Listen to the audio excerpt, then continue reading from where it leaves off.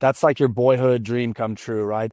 Fourth quarter, it's snowing, arch rival. You got a chance to drive your team down, and score a winning touchdown. So that was like I was licking my chops as we were sitting on the sideline waiting to receive the kickoff, knowing that we had a chance to do something special on that last drive.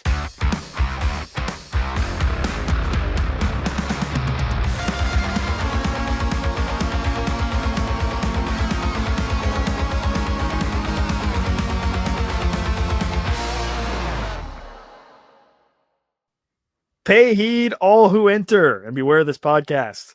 That's right. This is the Pay Heed podcast on the Kansas City Sports Network. I'm Nick Springer. I'm here with Kevin Flaherty. We're brought to you by Emprise Bank, your partner in all things possible, member FDIC.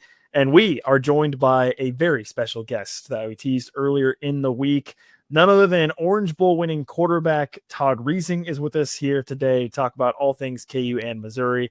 And as a reminder, if you haven't already, please subscribe on our YouTube channel at Kansas Jayhawks KCSN because we will be going live from Columbia immediately following the game on Saturday to talk about what happens in the game. And a guy that's very familiar with what has happened in some previous games is Todd Reesing here with us. Todd, thanks so much for joining us today. Yeah, thanks, Nick. Really appreciate you guys having me on today. Excited to talk about a little KU Missouri. Yeah, I was curious, just before we get into more of some of the Missouri stuff, I kind of wanted to hear a little bit about how you ended up at KU. What was your experience like in the recruiting process, and maybe what ended up ultimately with you becoming a Jayhawk? Yeah, well, I wasn't very highly recruited coming out of Texas. That was back in the day of VHS tapes. For those that don't know what those are, big blocky recording tapes that we used to use. So I was sending those out to any university kind of in the Southwest region, trying to get colleges to take a look at me. I ended up passing one of those tapes along to my godfather's son's wife's dad, who was a former coach at Kansas and worked in the athletic department. So a very roundabout way to get my high school tape in front of the Kansas coaching staff. And I was actually at the Kansas State summer football camp for incoming seniors, because Kansas State was the first school that offered me a scholarship. That was my only scholarship at the time. And that's when I got a call from Tim Beck, the receivers coach at Kansas, who said, well, why don't you come stop by Lawrence on your way home? So I drove down to Lawrence from Manhattan with my parents, and we met with Mangino. He told me he had watched my tape that morning and said, I've seen all I need to see. I think you've got the X factor. I don't care how tall you are, how big you are, how fast you are. You can play ball, and I think you're good enough to play here. And that was really the first coach that I had spoke to that didn't reference my height or my speed or my arm strength, and really believed in my skill set from the very beginning. So I was sold from day one. I waited a little while to see how things would play out. Didn't really get any other offers after that. But after that conversation with Mangino, I had a pretty strong feeling that I knew I'd be a Jayhawk. What was your first experience with the Kansas-Missouri rivalry? Not necessarily that first game in 06, but just sort of like when you became aware it was a thing, basically. I think a lot of that goes back to Coach Fambro. I remember, he would always talk to the team before the Kansas-Missouri rivalry. It was kind of like a rite of passage for freshmen to get to hear Coach Fambro, see the passion that he spoke with when talking about the Kansas-Missouri rivalry. Obviously, until that rivalry ended a handful of years ago, I think it was the second longest running rivalry in college football. So a ton of history, a lot of tradition, going all the way back to the Civil War era, if you actually trace back the history of the border war. So I think that was my first real understanding of really how much passion, how serious people took the rivalry within both the Kansas and Missouri fan base.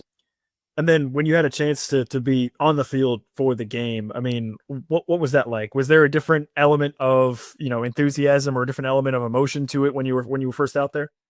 I think there is in every major rivalry, whether that's in football, any other sports, at the collegiate or even at the professional level.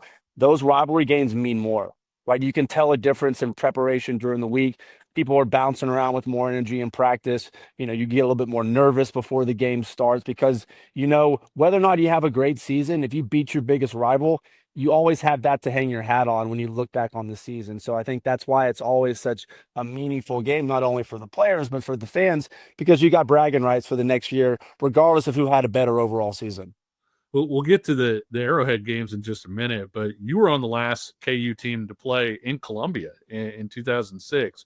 What was that atmosphere like? I mean, were the fans a little bit different than maybe what you had seen or were used to at that point in college? Well, yeah, I think whenever you're in a rivalry game, fans are a little bit nastier than if you go somewhere else. So you're not getting a whole lot of pleasantries when you're walking onto the field or when your bus is pulling up. So there's definitely a different dynamic to the environment you get when playing in those rivalry games as well. It's funny hearing stories about Kansas fans that they fill up their gas tanks on the Kansas side of Kansas City. They pack their own lunch. They're like, I'm not spending $1 in the state of Missouri when they're driving down to Columbia. So it just shows you how seriously and how passionate people take that rivalry. I'm curious that 2007 season. Obviously, you guys had a really strong season going leading into the Missouri game. But I'm curious, were you aware at any point of the season that Missouri was maybe having at the same time as you guys, even before sort of the build up to that game?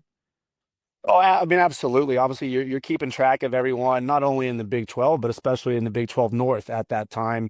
And while we were having, the incredible start to the 07 season that we have, so was Missouri, right? We eventually climbed our rankings. I think they had been higher for most of the year. And then when we got to the point, the culmination of that season, where I think we were number 2, they were number 3 in the country. Obviously, that was a huge game, not only for implications of going to the Big 12 title, but national championship possibility being on the line if you could win a couple more games. So I think we were all closely monitoring and had that game circled towards the end of the season, knowing that it was really going to come down to that one game to determine, the future of the season. You guys sort of roll Iowa State in game 11, and all of a sudden it's Missouri week. College game day is there. The atmosphere is going to be 50-50 at Arrowhead and all of those things. For somebody who wasn't there or didn't see it, what was the hype and atmosphere around that game? It's something I don't think I've ever seen before, and I don't know if I'll ever see again.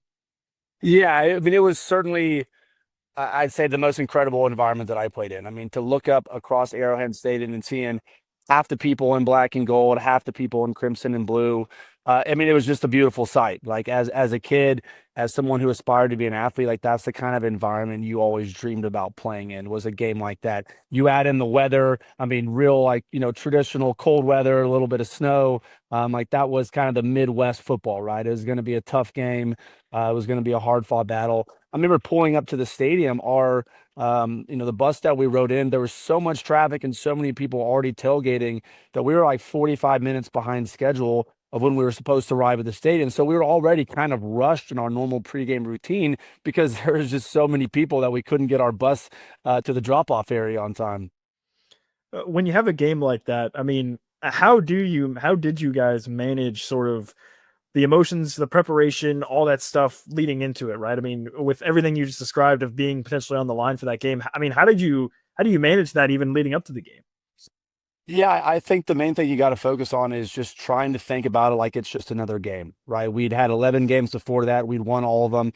We had a very good routine. We had the same preparation. And you try to take that same mindset, but you factor in that you had the Thanksgiving break, that it is the last game of the season. It is your biggest rival. It's hard to keep that mindset that it is just another game because it's not. Right. There's so much on the line in that particular game. It's versus your big rival. It's in the Kansas City's Chiefs Stadium. So there's so much more, I think, emotion, so much more that's going on in your head as you approach that game.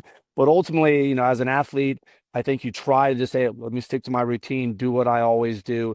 Don't let the emotion, don't let the hype, build up inside of you to where, you go out there and you don't do the things that you can do and that you've been preparing for. What do you remember about the game itself, like playing in it and the actual? Have you gone back and watched it at all since? I mean, I see that. Well, I guess from the game the year after, I like to watch that game a little bit more when we won. But when I think back about that game, and I think that was probably one of our most poor first halves that we had of the whole season. We really didn't come out the gates too hot. A lot of first quarters throughout that season, but we always finished games really strong. But we dug ourselves a bit of a hole in that first half. We had a couple turnovers, we had a couple missed field goals, a few costly mistakes that ultimately proved to be what caused us to lose the game, right? We clawed our way back, we continued to score, but they just maintained a little bit of a lead. And I think if we had, if we eliminated a couple of those mistakes, a couple of those turnovers that we had in that game, I think the outcome could have been very differently. But that's why you got to play all fourth quarters. And in those really big games, and you see it all the time in football at all levels, it often comes down to, who turns the ball over and who doesn't make mistakes. And that often is going to determine who wins those close games. Well, obviously, a lot of talk about Arrowhead Stadium here with Todd Reesing, with him having played two of the more iconic games in this Missouri rivalry at Arrowhead Stadium. And as a reminder, calling all Chiefs fans, you could be at Arrowhead Stadium on the field at the 50-yard line inside GEHA Field for the official coin toss at a Chiefs home game this season. You can visit chiefs.com/GEHA now to enter to win a chance to be on the field for a once-in-a-lifetime view of the pregame coin toss. Plus, you can score other exclusive prizes. Enter for a chance to win at chiefs.com/GEHA. GEHA is a proud partner of the Kansas City Chiefs. More of our conversation with Todd Reesing is coming up next. Looking for tickets for your next event? Tickets for Less is your #1 source. Save big on every purchase when you use promo code KCSN at ticketsforless.com. What's up, guys? I'm BJ Kissel, founder and CEO of KC Sports Network, and I'm here to talk to Kansas City businesses. If you rely on technology, you need an IT support team that's not just another vendor, but a true IT partner. That's how I want to introduce you to my friend and neighbor, KJ Miller. He is a VCIO at ThrottleNet, the Midwest's highest rated and most reviewed IT support company. They've been in business for more than 25 years, helping companies stay secure, productive, and ahead of the curve.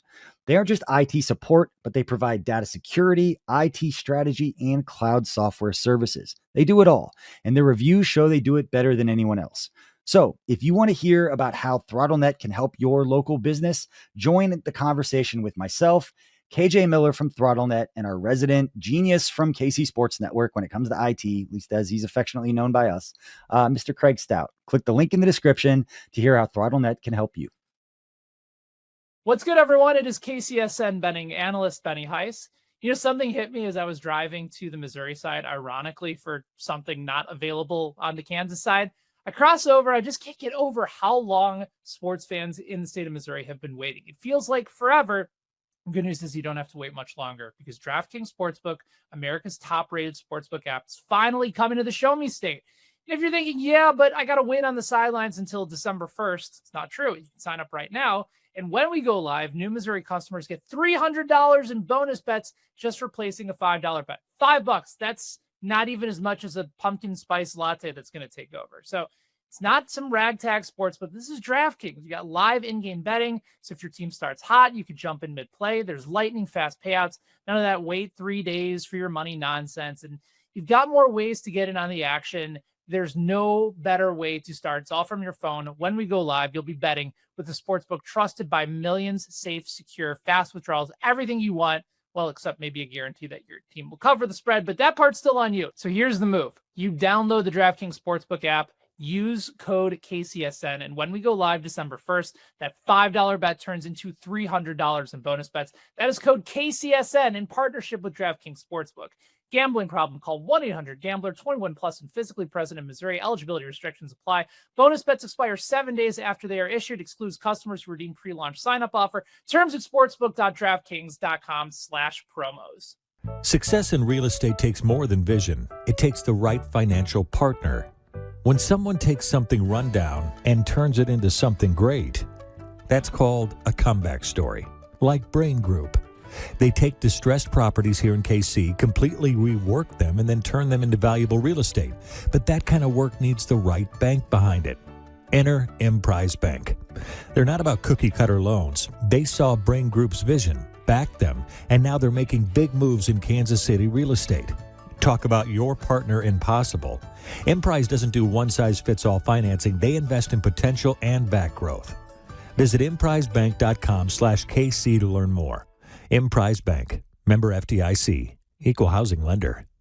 In the aftermath of that game, you guys do end up still going to a BCS Bowl and at the Orange Bowl. We got the last laugh. We got the last laugh for sure. What can you tell us about that experience of going to that, and then maybe what that win meant for you and really for the program? Well, it certainly was. To be able to get the news that we were selected for the Orange Bowl. I remember the whole team watching it there in Lawrence, and everyone's tossing oranges around. Everyone's excited. So obviously we really had something to prove, right? Despite the fact that we were 11-1, despite the fact that we had beat some really quality teams, a lot of people, whether it was ESPN analysts, news analysts, sports writers, still thought that we weren't a really good team. So in our mind as players, we went into that preparation, going into that bowl game with a chip on our shoulder, with something to prove. We wanted to cap this season the best in University of Kansas history, with a win in a big bowl game versus a very respected organization. I also think the fact that, it was 40 years since Kansas was in the Orange Bowl, the biggest bowl game we had been in since then. I think it was kind of a perfect ending to that fairy tale season, and we prepared for it. I think that when you look back at that Orange Bowl game, we had a game plan. We played a really good team, but I think we were the better prepared team. We wanted it more at the end of the day, and it showed in the outcome. In the 2008 game, you guys entered in a different spot. You had lost a couple. Do I remember right that your shoulder was kind of banged up from the Nebraska game? Is that right?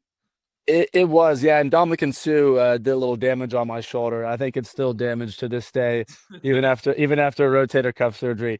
Yeah, it was real banged up during the Texas game. I think by the time we got to the Missouri game, though, it was 100%. But yeah, going into that 2008 game, obviously with our only loss in 2007 being to Missouri, we weren't having as good of a season as '07, but still had the opportunity to get a little revenge on Missouri, play spoiler to where they were, because I think they were just on the outside of the top 10 at that point in time.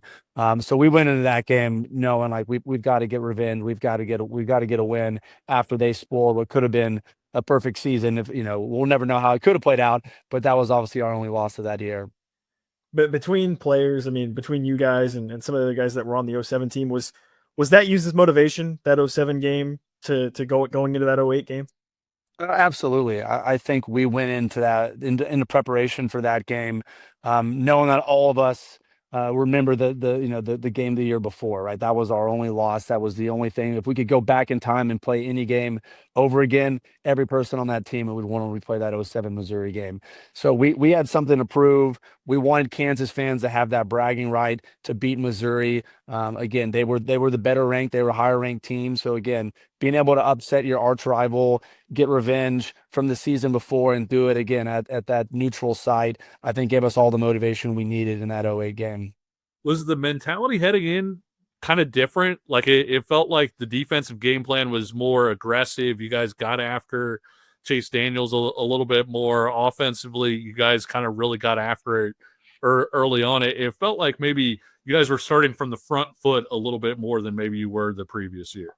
Yeah, well, I think we came out the gates in the first half much better. We limited the turnovers. We didn't have some of those costly mistakes that I really think led to the loss in 2007.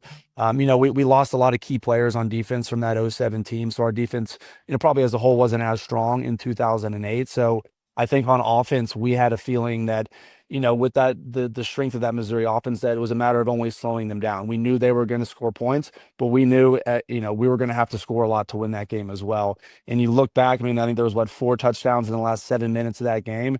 And so I think we all kind of had the feeling like whoever has the ball last, maybe the ones winning this game. That's why when I think back about, that last drive we had with, under 2 minutes to go, that's like your boyhood dream come true, right?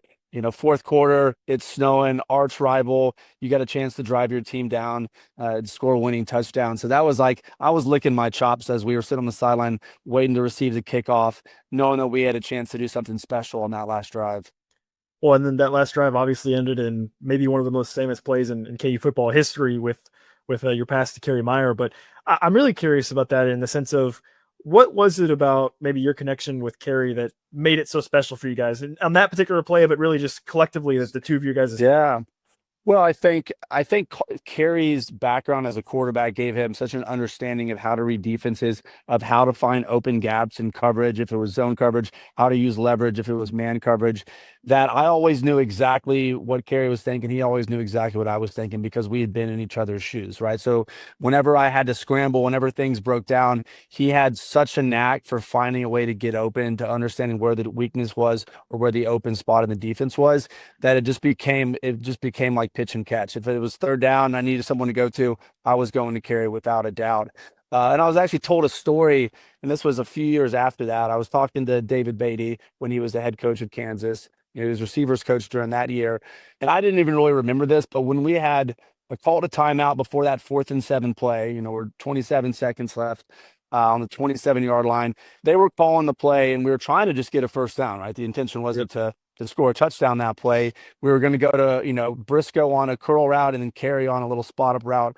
And apparently through the whole time during the timeout, I was just going over to Carey, like, Carey, if the play breaks down, just go deep. If the play breaks down, just go deep. So apparently I was already calling my shot before the play even happened. And strangely enough, that's exactly how it worked out. But I guess with all the adrenaline and everything that took place, I didn't really remember that I was already telling Carey that in the huddle before we actually went out there on the field. I think he was running like a little bit, like you said, a spot up route. He was kind of dragging across the field and then sort of took off vertically. When did you see him? Because you're dodging pressure back there. You're kind of jumping around and avoiding defensive linemen, and then you kind of shot putted the ball up there. Yeah. At what point did you realize, like, oh, we may have this thing? Yeah, well, Jake Sharp picked up a crucial block as they brought an all-out blitz and went to man coverage. Well, as soon as they went to man, I was going to go to Briscoe on the spot route. Briscoe slipped because of the field conditions. And then at that point, that's when the blitz came in. And I stepped up, and I knew where Carey was going to be at in the middle of the field. So that's kind of right where my eyes went to. And as soon as I was able to get vision, once the pocket cleared a little bit, I saw him streaking. And then I was like, all I got to do is not mess this throw up. That's why I was like, it looks like a shot put throw. It was like, just put enough air to let him run underneath it. And it should be fine. But it is kind of funny when you look at it, because you could tell, like, I'm just trying not to mess up the pass. Like, just put it up there in the air and let him go get it. And obviously that game, there was still some anxiety then when Missouri had a chance to maybe try to tie it, I think later, or potentially win the game at that point. But what do you remember in the aftermath of that game, and maybe just the celebration, or just what do you recall about being on the field after that game? Well, I mean, obviously, as soon as we scored the touchdown, I think I took my helmet off before I got off the field, so I almost probably costed the penalty right there, because I was already celebrating. Yeah, I put it back on. I realized, I was like, all right, this game's not over. There's still time on the clock, and Missouri got themselves in a position where they had a field goal, and then we actually, I think, got a hand on that ball, which I think their kicker that year was, had a really strong season, was definitely capable of making that kick. So it really did come down to the wire, and again, our defense, special teams stepped up and was able to hold them from what would have been an extremely terrible end after that fourth down touchdown pass. But the energy on there is probably the best I've ever seen. Outside of the Orange Bowl win, the win we had that year was definitely the most electrifying and magnetic environment that I was a part of when I played at Kansas. How good were the receivers that you played with? I mean, you talked about Carey, obviously. Desmond Briscoe, is tops of KU's charts pretty much in every category. Dexton Fields is top 10, it feels like, in every category. Derek Fine was really good for you, obviously, as a tight end as well. Yeah. How good were your targets at KU? No, I think all 3 years, and we had an incredible set of receivers. Obviously, you mentioned Carey and Desmond. I think they were two of the only receivers that go back-to-back 1,000-yard seasons in both those years. We had, Marcus Henry and Dexton and Derek Fine, those guys in the Orange Bowl years. So, I was certainly blessed with, a suite of receivers and tight ends and running backs. Jake was an excellent receiver as well, coming out of the backfield. So, obviously, having targets like that are reliable, that didn't really drop many passes, that knew how to get open, that's critical for your success, right? That's why it's the ultimate team sport. Is no matter how good your quarterback is, if you don't have a good O-line, if you don't have good running backs, if you don't have good receivers, it doesn't matter at the end of the day, right? You got to have every one of those pieces working in tandem to really have an offense that knows how to gel. I'm curious, with the return of the rivalry this year, it's going back to college campuses, going to be in Columbia this year and then back in Lawrence. You kind of had the chance to experience a little bit of both with playing at Arrowhead. I'm just curious, which one did you prefer? I mean, did you like playing at Arrowhead? Would you have liked to continue to play it on campuses over the course of your career? Or what's your view on that? I grew up, in Texas, around the Texas OU rivalry, always being at the Cotton Bowl, and I always thought that's such a cool experience to have both teams, right? It's neither team has an advantage every year. So I was a fan of playing at Arrowhead. I think getting to play in an NFL stadium, getting to play on a neutral site, seeing the split colors in the stands between the two universities, I think it's just such a unique experience, as an athlete. So I certainly was, in favor of keeping that going. Obviously, with Missouri leaving the Big 12, that kind of put an end to that rivalry. It's great to see it coming back now.